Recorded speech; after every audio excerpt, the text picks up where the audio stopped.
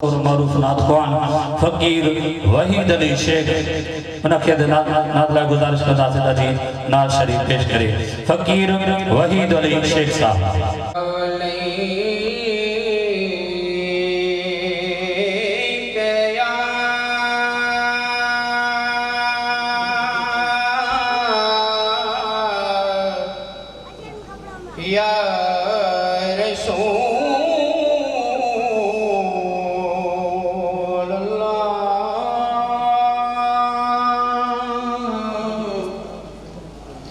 वसल्लम अलैका या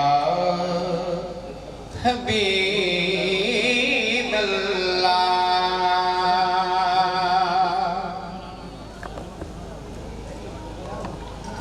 ओ मिस्कीन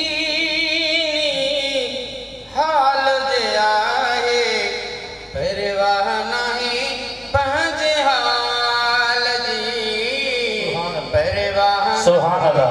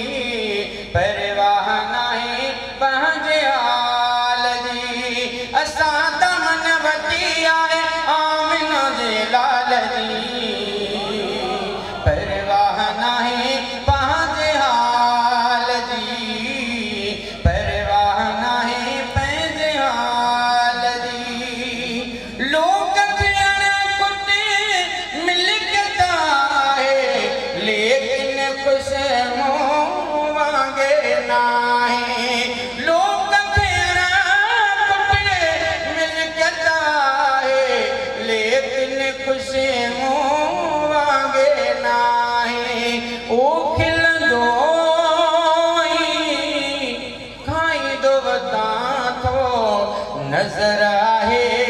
लजपाल जी नजर आहे लजपाल जी असां दमन वठी आए आमिना जी लाल जी परवाह नाहे पंहिंजे हाल जी परवाह नाहे पंहिंजे हाल जी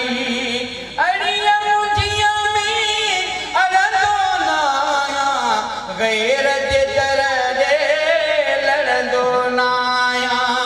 अड़िया मुंहिंजिया में अड़ंदो नाया गैरत दर दे लड़ंदो नाया ओही किरी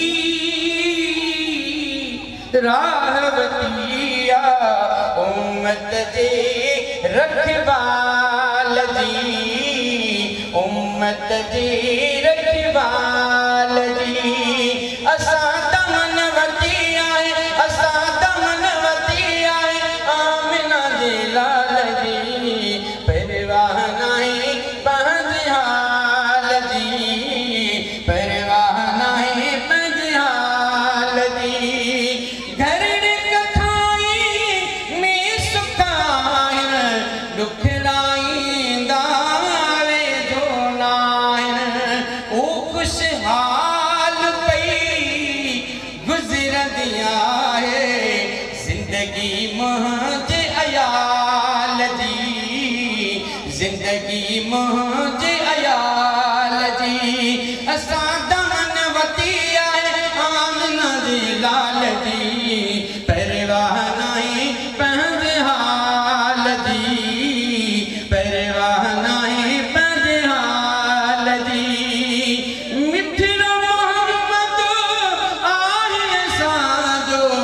शेख जब पर मुक्ता जो मिठड़ा मोहम्मद आहे असां जो शेख